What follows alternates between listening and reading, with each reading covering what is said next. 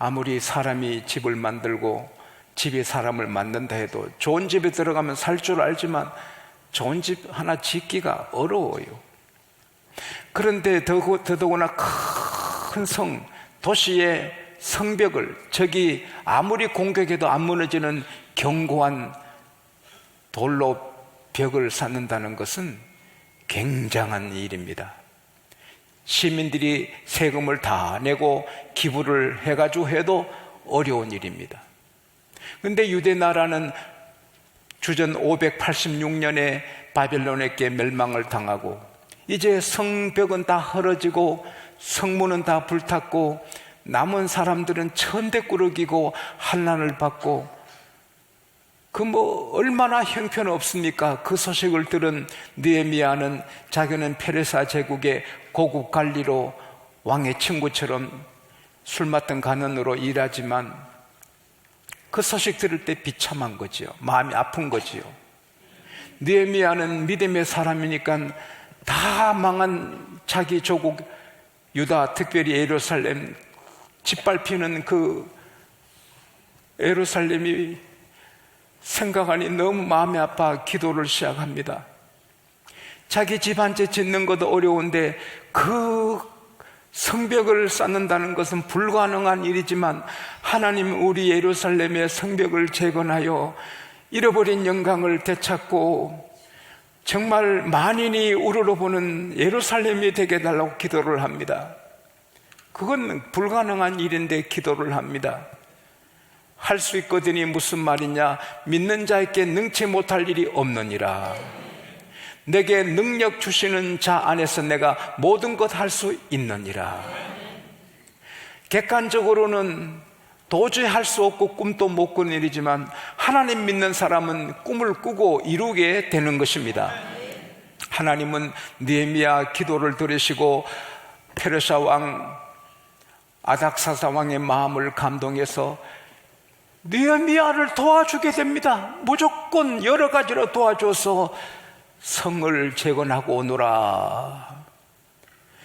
그래서 그 소식을 예루살렘과 전하니 예루살렘의 귀족들과 그리고 유지들과 많은 백성들이 한우성을 지르면서 좋은 때를 주신 하나님께 감사하고 시작하려니까 산발랏, 사마리아 통치자 산발랏과 그의 참모 도비야, 그리고 아라비아 사람 세겜, 게셈, 그리고 많은 원수들이 일어나가지고 반대하는 것입니다.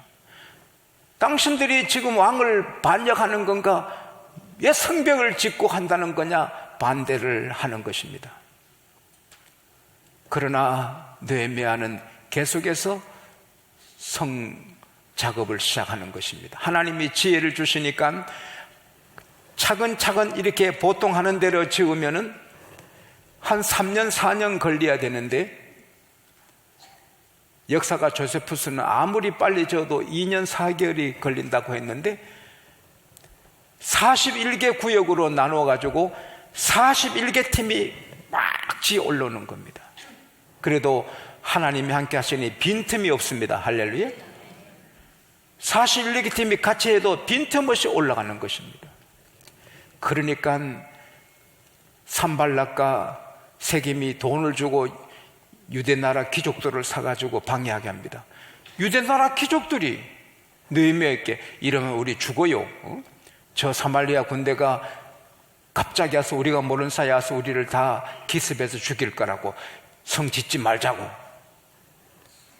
그래도 계속 지으니까 그 산발락과 도비아가 사마리아 군대를 모아놓고 저 예루살렘 성을 짓는 거 그냥 두면 안 된다. 우리 공격해서 없애버리자. 이렇게 작전을 짜는 것입니다. 또 도비아는 비웃습니다. 세상에 저들이 지은 성은 여우가 지나가도 무너질 거다. 막 조롱을 하는 것입니다. 근데 정보를 느헤미야가 알고 군사를 몰고 온다는 정보 알고는 일하는 절반은 일꾼은 창, 칼, 활을 준비하고 갑옷을 입고 전쟁할 준비를 하고 있는 것입니다. 그리고 곳곳에 보초가 서서 나팔수가 있어서 적이 공격하면 나팔을 길게 불어서 싸우도록, 그리고 담을 그 성벽을 돌로 쌓는 모든 인부들도 칼을 차고 유사시는 바로 전쟁할 수 있고, 그리고 옷을 밤에도 벗지 않고 샤워도 안 하고 세수도 모르고 그냥 계속 싸우면서 성을 지는 것입니다.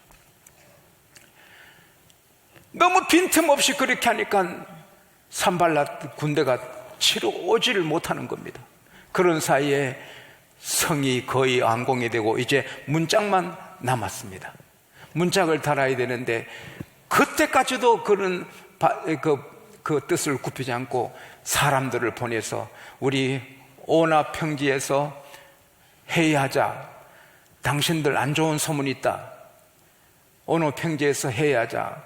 그러나 그 함정입니다. 그까지는 32km 북서쪽으로 가는 곳이고 계곡이 있고 협곡이 있고 숲이 있는데 그들의 계획은 군사를 매복했다가 느헤미야가 회의에 참석하러 오면 중간에 죽이는 것입니다.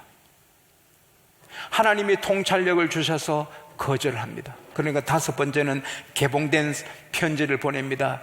너 이런 소문 못 듣냐? 지금 느헤미야가 왕에게 반역해서 성을 세우고 왕이 되려 한다. 이 소식이 페레스 왕한테 들키면 너 어떻게 됐냐? 그러니 우리 의논하자. 너가 지금 선지자를 통해서 왕이 난다고 예언도 하고 그 왕이 너라면서 이렇게 악한 거짓말로 말합니다. 그때 말라기 선지자가 메시아 예수 그리스도가 왕이 나실 것을 예언했는데 그거하고 느헤미야와 상관이 없는데 그렇게 짜집기를 해가지고 하는 것입니다. 그러나 그 역시 자기를 해하는 것인 걸 알기 때문에 거절합니다. 내가 지금 이 큰 역사를 맡아 있는데 어떻게 그 일을 수습하고 가느냐. 그리고 스마야라는 사람은 선지자인데 하나님 이름으로 예언하는 사람인데 그 사람이 느헤미야 옆에 있다가 2, 3일 동안 두문불출하고 밖에 안 나옵니다. 걱정돼서 가보니 스마야가 말합니다. 느헤미야, 이 하나님이 내게 알려주신 거야. 오늘 밤에 당신을 죽이러 와요, 암살객들이. 그러니까 성전에 들어가서 깊은 애소에 숨어야 돼. 그래서 문을 닫고 있어야 살지, 아니면 오늘 밤에 죽어요. 반드시 온다고 말합니다. 그러나 느헤미야는 통찰력을, 이것 함정인 걸 압니다. 왜? 그 선지자가 산발랏에게 돈 받아 먹고 거짓말로 예언한 것입니다. 그런 목사도 있습니다. 여러분 가끔 목사님들이 사고치고 하거든 그 일로 손해보지 마시기 바랍니다. 네, 그런 사람도 있구나. 12 목사님 중에 한 사람이 사고쳐도 위로받아요. 예수님 12제자 중에 하나가 사고쳤죠? 그러니까 목사님이 어떻게 그런, 신학교 교수가 어떻게 그런 일 하느냐, 그걸 말할 필요 없어요. 12 중에 하나가 사고쳐도 예수님 제자 수준은 됩니다. 그러니까 위로받으시기 바랍니다. 여선지자도 돈 받아먹고 거짓말합니다. 하나님의 종들이라고 다 완벽하지 않아요. 약한 사람들이 있어요. 만일 그때 그 성소에 들어가 문 닫고 숨었으면 거기에 죽을 수 있고, 안 죽어도 법이 제사장만 성전 안에 들어가는데 느헤미야가 들어갔으면 법을 어긴 사람 되고, 또 여론을 만들면 느헤미야가 살고 싶어 성전에 숨었대, 그러면 리더십이 다 깨지는 겁니다. 다 이기고 문짝을 견고히 달았습니다. 여러분, 예루살렘은 가보신 분들은 알지만 난공불락입니다. 그 성 치기 어려워. 문짝 다 달면 로마 군대도 마음대로 못해요. 그 로마 대군이 예루살렘 공격하는데 얼마나 고생합니까? 이제 문 딱 견고하게 닫으니까 사마리아 군대가 거들떠 보지도 못하고 다 두려워하는 것입니다. 그래서 예루살렘은 영광을, 명성을 회복하고 예루살렘 성민들은 아주 자존감을 갖게 되고 잃어버린 모든 걸 되찾았습니다. 할렐루야. 오늘 여기서 우리는 엄청난 귀한 걸 배우시게 됩니다. 하나님의 말씀을 통해서. 따라합시다. 내 주변에는 나를 해치려는 원수들이 계속 존재합니다. 계속. 느헤미야를 해치려는 산발락, 세겜, 도비야, 게셈, 그리고 스마야, 여선지, 유지들이 있었습니다. 특별히 도비야는 유지들 따라하고 결혼해가지고 또 자기도 자녀를 유지들하고 그 사도를 맺어서 좋은 관계를 갖습니다. 그래서 비밀로 문서를 다 받고 정보를 받아냈습니다. 그리고 도비야, 이 관계되는 사람들이 산발렛하고 도비야 이런 사람들이 좋은 사람이라고 느헤미야한테 계속 말합니다. 느헤미야는 그 원수들 하나지만 그렇게 말하지 마시오. 그 사람들 좋은 사람이라고 그렇게 방해를 합니다. 느헤미야 앞길에 많은 적들이 있은 것처럼 지용수 앞길에, 노순을 장로님 앞길에, 여러분 앞길에 여러분을 해치려는 적들도 항상 있는 것을 기억하시고 깨어 사시기를 바랍니다.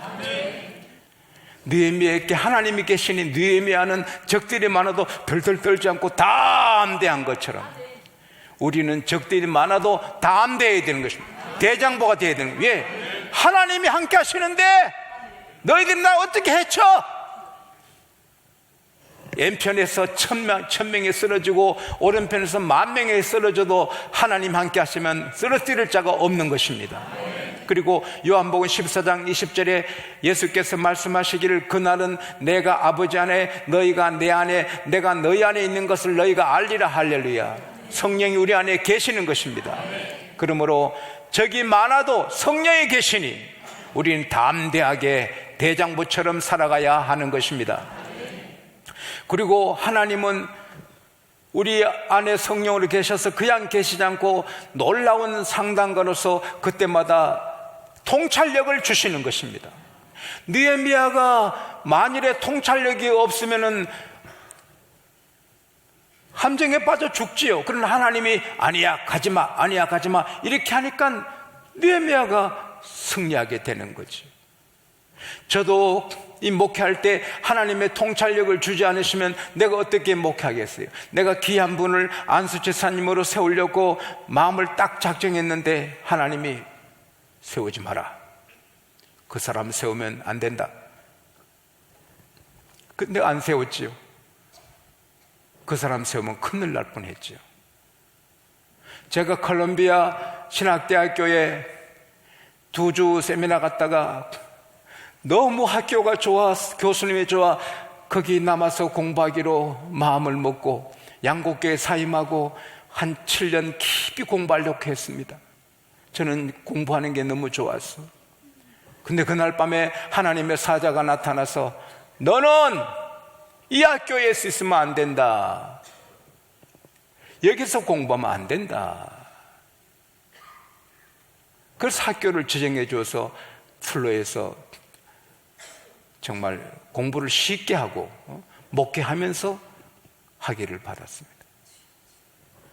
제가 콜롬비아 학교에서 PhD 철학 박사 학위를 3개 받은들 어디 쓰겠어요? 지금 길가에 돌이 흔한 것처럼 철학 박사들이 흔해 빠져서 아무리 명문대학에 철학 박사 받아도 대학교 강사 자리도 없습니다. 만일 그때 하나님이 내게 지시 안 했으면 오늘 양곡교회가 어떻게 됐겠어요? 이런 성전이 어디 있겠어요? 하나님은 우리에게 통찰력을 주십니다. 이 교회를 크게 지었고 본당에 5,000명이 들어가는데 1성전에 1,800, 한 2,000, 7,000명이 들어가는데 이 교회 자리를 좀 채우고 싶은데 전도를 아무리 해서도 전도가 그대로 급하게 되는 것 아니고 주님 어떡하지요? 할 때 어린이 찬양대를 조직해서 2부 예배 찬양하게 하라. 아이고 어린이들인데요. 곧 어른 된다. 너도 어린이 때 어른 예배 받잖냐. 그래서 100명을 하니까 100명이 주일 낮에 하지요, 주일 밤에 하지요. 그러니까 자리가 100자리만 찹니까? 아버지 어머니 200명이 같이 오고. 애 오는데 안 와요. 아버지 어머니가 할아버지 할머니 또 따라와요. 그래서 애들 100명 앉혀놓으니까 어른들이 250명 300명이 오니 여러분 다윗 찬양대가 저렇게 자기들도 복받고 카네기홀에 가고 하지만 교회가 부흥하는 것입니다. 이게 하나님이 주신 통찰력이 대단한 것입니다. 새벽기도 하면 복을 받는데 새벽기도가 힘이 들잖아요. 새벽에 나와서 하는 게 쉽진 않잖아요. 줄곧 하지만은. 그러나 새벽기도 하면은 온 집이 시험 안 들고 자녀들이 잘 되고 사업이 잘 되고 11조 올라가고, 우리 교회도 11조 제일 많은 분들 10번까지는 다 새벽기도 사람들. 새벽기도 하는 사람 하나님 복을 주는데 이게 나오기가 어려우니까 어떡합니까? 그래서 제가 기도하는 중에 기간별로 특송을 시키라. 그래서 1남성계, 2남성계 새벽마다 불러내가 하니까 억지로 나와서 억지로 은혜 받잖아요. 목회도 하나님이 통찰력을 주셔야 되는 것입니다. 사람은 어떻게 통찰력이 생깁니까? 하는 일을 반복 계속하면 거기에 탁월한 존재가 됩니다. 아리스토텔레스가 말했습니다. 탁월함은 반복하는 데 있다. 어떤 일을 계속 반복하면 탁월하게 된다. 사람의 아이디어도 대단한 거죠.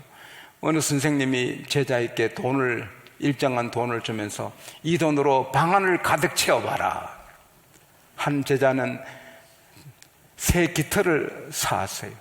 닭 깃털, 새 깃털을 이렇게 하니까 방에 꽉 차지면 다 떨어져요. 조금 뒤에 제자 한 사람은 소꼴, 마른 풀을 사가져와서 방을 창고로 만들어요. 근데 한 제자는 양초 한 자루 사왔어요. 양초에 불을 켜니까 온 방이 꽉 차는, 빛으로 꽉 차는 거예요. 사람의 탁월함은 자기 나름대로 탁월하게 해도 깃털보다 더 양초가 있듯이 사람의 탁월함은 우물 안에 개구리예요. 또 나가면 나보다 더 탁월한 사람이 있는 거예요. 그러나 하나님이 주시는 탁월함은 견줄 자가 없습니다. 하나님이 탁월함을 주시면 그를 능가할 자가 없습니다. 산발랏이 도비야가, 게셈이, 스마야가 아무리 탁월한 아이디어를 해서 느헤미야 죽일려 해도 느헤미야는 함정에 빠지잖아요. 왜? 하나님이 주신 탁월함을 이길 수가 없습니다. 그러면 하나님은 누구에게 이 통찰력을 주십니까? 느헤미야는 기도의 사람입니다. 우리가 기도할 때 통찰력을 주시는 것입니다. 얼마 전에 전 세계의 탑 뉴스가 된 미국의 몇 조 복권, 그 당선되신 분 3사람인데 그 중에 한 사람이 로빈슨 부부입니다. 신문기자 인터뷰한 게 나왔습니다. 그래서 제가 읽어봤습니다. 6,400억을 당첨됐어요. 6,400억 원. 그래서 일시불로 4,800억 원을 받았어요. 4,800억이 얼마나 크냐? 사과개짝에 10,000원짜리 지폐를 차곡차곡 꽉 채우면 1억입니다. 그러니까 4,800억 원은 사과 박스에 10,000원짜리 지폐를 꽉 채운 게 몇 짝이 있어야 돼요? 4,800짝. 그걸 제가 한 층으로 싸면 사과짝 높이고 50cm로 하면은 2,400m 올라갑니다. 그 돈 여러분 평생 다 못 써요. 그런 복이 여러분에게 있기를 축원합니다. 저에게도 있기를 축원합니다. 아멘. 4,800억 원을 내가 얻으면 선교사 3,000명도 쉽게 파송합니다. 제가 돈이 있으면 뭐 하겠어요? 근데 어떻게 그런 행운을 잡았나 하니까 그 기자 앞에 우리는 크리스찬입니다. 우리는 11조를 온전히 드리는 크리스찬입니다. 저는 창고직이 직원입니다. 가난합니다. 그래도 예수님을 섬기고 11조를 드리고 살았습니다. 얼마 전에 제 딸이 아빠 말 한 마리 사주세요. 농담 삼아 말했는데 저도 농담 삼아 애야 우리 영빈은 어떻게 말을 사니? 너 또 복권에 당첨되면 몰라도. 그러니까 부인이 여보, 우리 재미로 복권 한 장씩 사봅시다. 우리 그렇지 않으면 복권을 안 사잖아요. 근데 재미로 하나 사봅시다. 그러나 안 샀대요. 근데 회사에 있는데 부인이 전화했대. 아니, 그 올 때 복권 재미로 하나 사오세요. 그래서 복권을 딸 거 하나, 자기 거 하나, 아내 거 하나, 또 하나 4장을 사왔다는 거예요. 근데 거기에 당첨된 거예요. 그걸 교인이 복권을 사가 됐냐고 비판하는 사람이 있습니다. 비판하는 사람은 비판하고, 네. 그것은 무슨 행제를 노려서 산 게 아니고 재미로 하나 샀는데 그게 당첨됐어요. 그건 우연한 일이 아닌 줄 믿습니다. 그 돈으로 뭐 사겠느냐? 딸 대학 등록금 빌려 쓴 거, 은행에 빌려 쓴 거 갚겠다. 그리고 교회 헌금하고 어린이 병원에 기증하겠다. 우리는 작은 집 1층에 살지만 집 바꿀 생각 없다. 나는 창고직이지만 다음 월요일 날 또 출근 창고직이 하러 간다. 할렐루야. 어찌 그럴 수 있습니까? 하나님의 통찰력을 따르면 잘 되고 잘 된 다음에 더 잘 됩니다. 할렐루야. 그 헐맞던 유기농을 전문으로 파는 거거든요. 근데 유기농 파는데 미국에 전배정이 10개뿐이었어요. 근데 연말 시즌에 요즘 같이 명절 같이 말이에요. 연말 시즌에 사람들이 많이 모이는데 바코드가, 그 계산기 물건을 읽는 바코드가 고장해, 스캐너가 고장나서 돈을 지불 못하는 거예요. 이렇게 한 10분, 15분 전이니까 사람이 쭉 줄 서고 앞으로 나가지를 못한, 그러니까 막 불평하는 거예요. 뭐 이런 데가 있냐고. 근데 그 홀마트의 주인 회장님은 자기 철학이, 내가 우리 사원들한테 착하게 대해야 우리 직원들도 손님들한테 착하게 친절하게 대한다. 그 사장님 이름이 존 맥키인데, 회장님 존 맥키 회장님이 그렇게 모든 직원들한테, 김민용 장로님, 직원한테 잘해야 돼요. 여기도 무슨 통찰력을 주시는 거예요. 직원한테 따뜻하게. 그리고는 직원에게 정권을 다 줘서 하고 싶은 대로 사업해라. 그래 했단 말이에요. 그러니까 그 매니저가 그 물건 판대에 올라가서, 여러분 죄송합니다. 오늘 우리 기계가 고장나서 여러분 이렇게 오래 시간을 끌게 해서 소중한 시간을 허비해서 죄송합니다. 오늘은 돈 받지 않습니다. 그냥 물건 갖고 가시면 됩니다. 죄송합니다. 오늘은 그냥 가십시오. 그냥 그저 드립니다. 그냥 마음이 편하지 않으신 분은 이 자선 성금함에 물건값을 넣고 가시면 됩니다. 여러분 죄송합니다. 안녕히 가셔. 그럼 모두가 이야 좋아하고 다 가지요. 그러나 저 같은 사람은 가겠어요? 저같이 마음이 약한 사람은 못 가지. 가서 이제 자선함에 넣고 갔는데 그게 탑뉴스가 된 겁니다. 손님을 배려해서 물건값 안 받고 다 그냥 보냈다. 그게 미국에 알려지니까 모두가 헐마트로 그래서 놀라지 마세요. 그 일로 40억 매상을 올린 겁니다. 그리고 300개 매점이 생긴 겁니다. 지점이. 한 사건이 대박이 터지면 그렇게 되는 것입니다. 이런 일이 여러분이 있기를 바랍니다. 잠깐 살다 갈 세상, 이렇게 살다 가지 말고 대박이 터져가지고 좀 큰 일하고, 하나님을 위해, 나라를 위해 큰 일하고, 세금을 많이 내고, 그래서 나라를 일으키고 교회를 일으키는 여러분과 제가 되기를 축복합니다.